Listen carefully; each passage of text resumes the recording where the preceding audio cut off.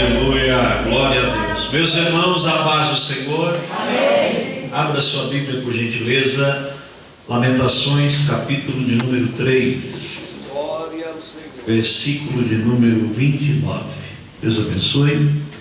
Pastor Osni, Beth, os obreiros, as irmãs do círculo de oração, este lindo conjunto que sempre louva ao Senhor com muita propriedade, né? Com muita unção e graça. Que bom que você veio nessa noite, que bom que estamos aqui.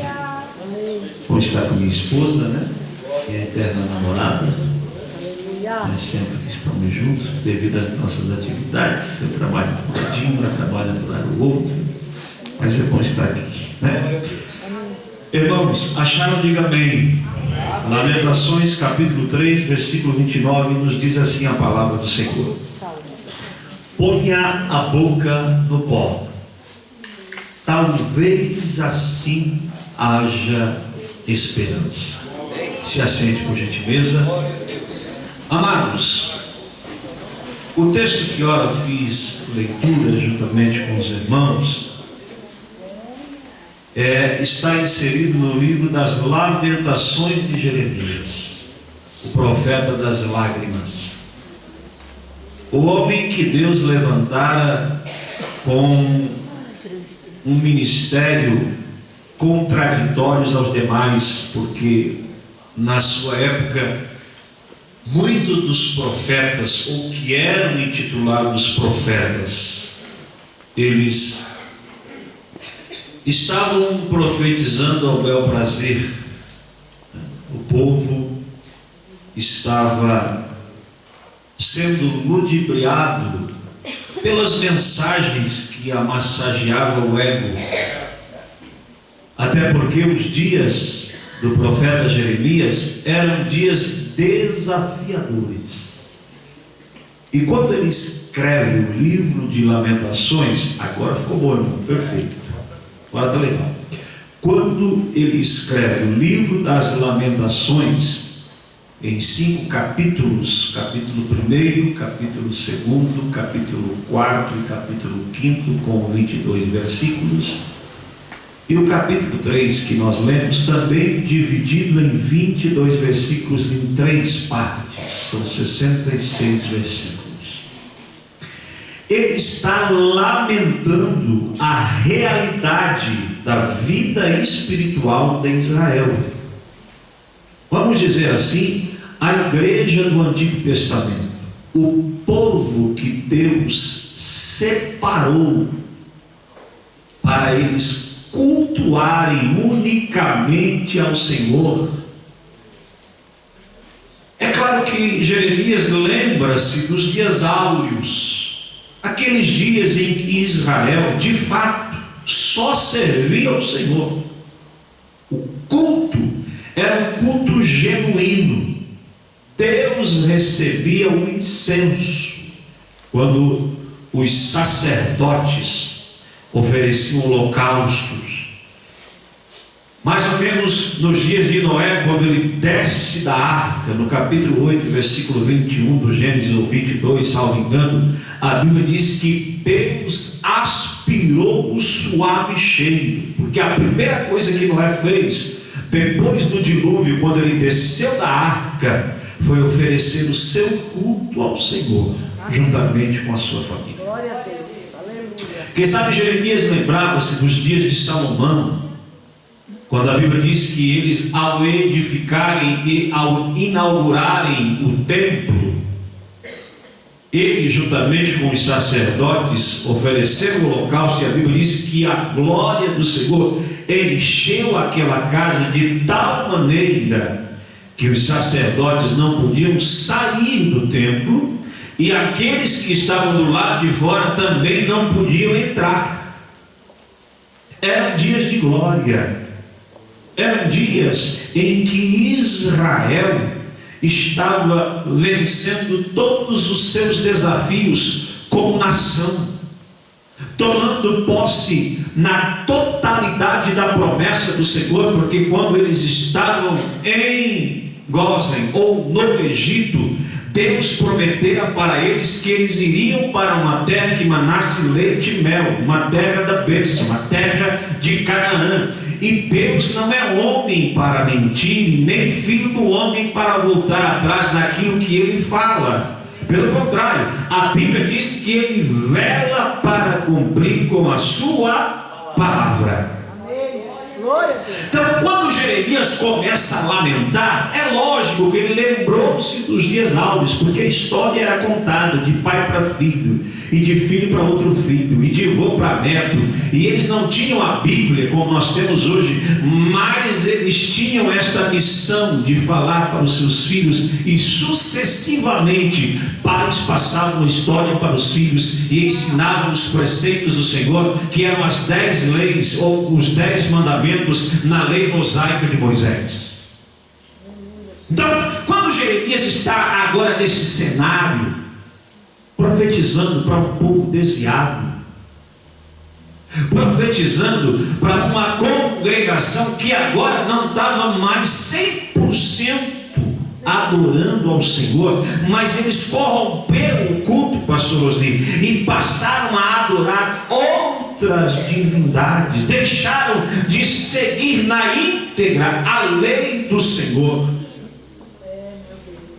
Parece que a gente está vivendo dias semelhantes aos dias do profeta Jeremias. Ele escreveu no capítulo de número 5 do livro de Lamentações, a partir do versículo 15: cessou o gozo do nosso coração, converteu-se em lamentação a nossa dança, caiu a coroa da nossa cabeça.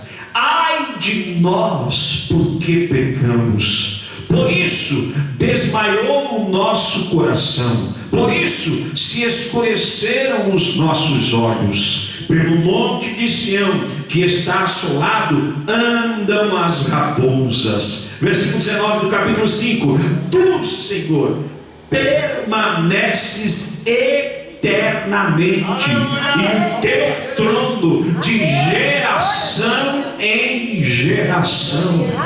O profeta estava dizendo assim, caiu a coroa da nossa cabeça. Como reinado, eles estavam sem prestígio. Como reinado, eles estavam sem autoridade, porque o que identifica a autoridade de um rei é a coroa na sua cabeça. E deixa eu dizer uma coisa para você: tudo estava ocorrendo mediante uma semente que Israel plantou, que era a semente da desobediência, e eles estavam colhendo coisas ruins. Só que o profeta no versículo 19 diz assim, caiu a coroa da nossa cabeça, nós pecamos, corrompemos o nosso culto, mas tu, Senhor, permaneces eternamente no teu trono, de geração em geração. Aleluia!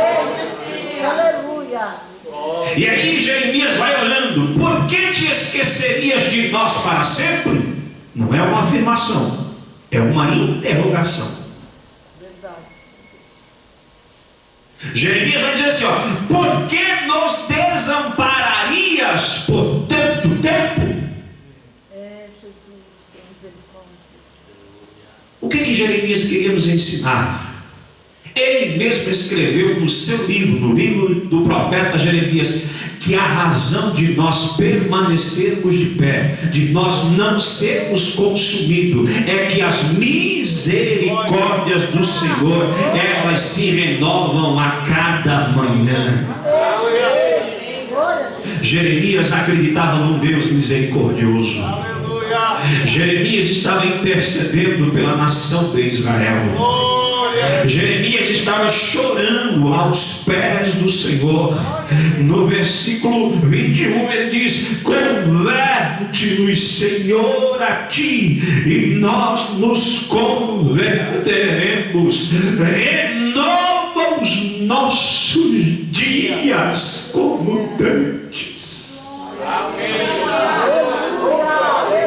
A coisa mais linda que eu encontro nesse texto do versículo 21 é quando ele diz: converte-nos. insere no texto, na realidade. Ele está dizendo assim: eu não estou aqui para apontar os erros dos próximos que estão ao meu lado. Eu estou junto, Senhor. Eu também preciso me converter. Eu preciso voltar atrás. Eu preciso voltar a ser o que eu era.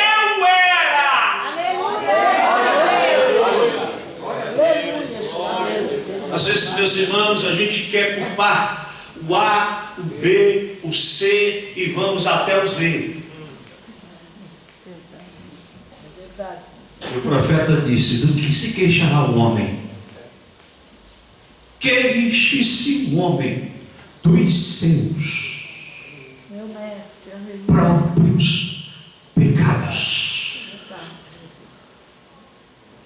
A gente é especialista para observar uma fagulha, uma palha nos olhos dos outros. A gente só não consegue ver a trave que está na frente dos nossos.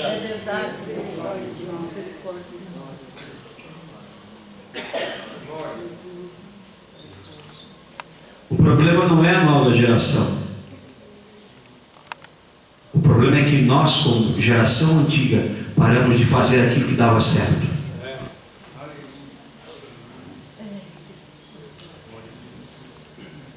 E acredite, está vindo uma nova geração aí com tudo, com sede de Deus. Eu tenho uma filha que tem 16 anos para 17 anos de idade, e nas últimas semanas ela está me surpreendendo. Eu acho que ela teve aqui na Mina do Mato semana passada. Teve uns jovens aqui, foi aqui na Mina do Mato? Foi, né? Não teve uma reunião aqui na Mina do Mato dos jovens? Oração. Acabou a oração, irmão. Sabe onde é que eles foram? Lá para a praça do Congresso. E eu acredito que não foi lá brincar, não. Eu vou até dar uma espiadinha, porque a gente é pai, só tem uma menina, né? Eu vou dar uma olhadinha lá, ver como é que está lá, né? Porque agora está começando essa idade de juventude. Cheguei lá eles cantando, adorando ao Senhor, evangelizando, pregando. E às vezes nós estamos igual aqueles sacerdotes antigos no livro Esdras, quando Ciro deu ordem para eles voltar para edificar o templo de Zorobabel. A Bíblia diz que os sacerdotes novos estavam todos alegres, felizes, contentes, glorificando ao Senhor, e os sacerdotes antigos estavam lamuriando.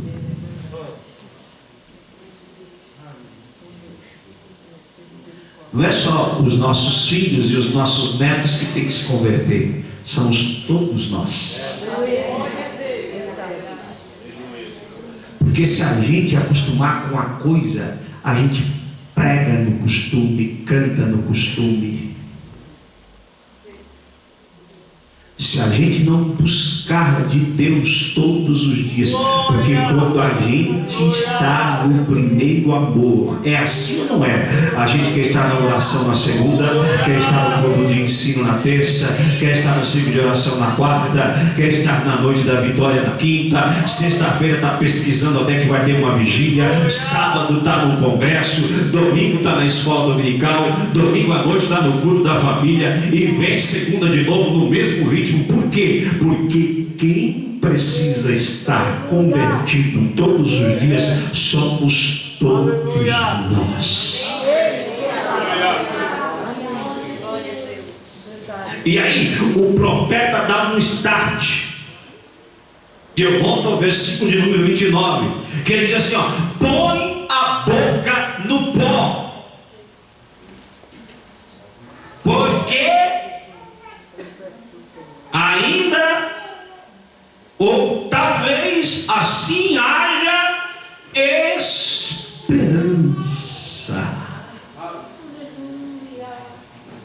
Amém. Esse pôr a boca no pó parece um pouco pejorativo para nós, parece um pouco humilhante. Mas na verdade, nos dias em que o profeta escreveu esse texto, ele está lá no Antigo Oriente, na sua região. E todos os orientais da sua época, quando eles queriam cultuar a Deus, no caso de Israel, que eram convertidos no Senhor, ou as outras nações que adoravam a outras divindades, eles tinham este hábito de pôr a boca no pó, a testa no pó, descer do pedestal, perder a pose, reconhecer que miseráveis homens nós somos diante da soberania divina, e é por isso que nós temos que sim estar com a boca no pó. É por isso que nós temos que clamar e reconhecer as nossas limitações, as nossas fragilidades. Eu trabalhei com um pastor que dizia as nossas esquisitices. Cada um de nós temos as nossas esquisitices, e nós precisamos todos os dias da nossa existência colocar a boca no pó e reconhecer a grandiosidade do Senhor. Quem vem adorar a Ele aqui nessa noite, deixa eu ver.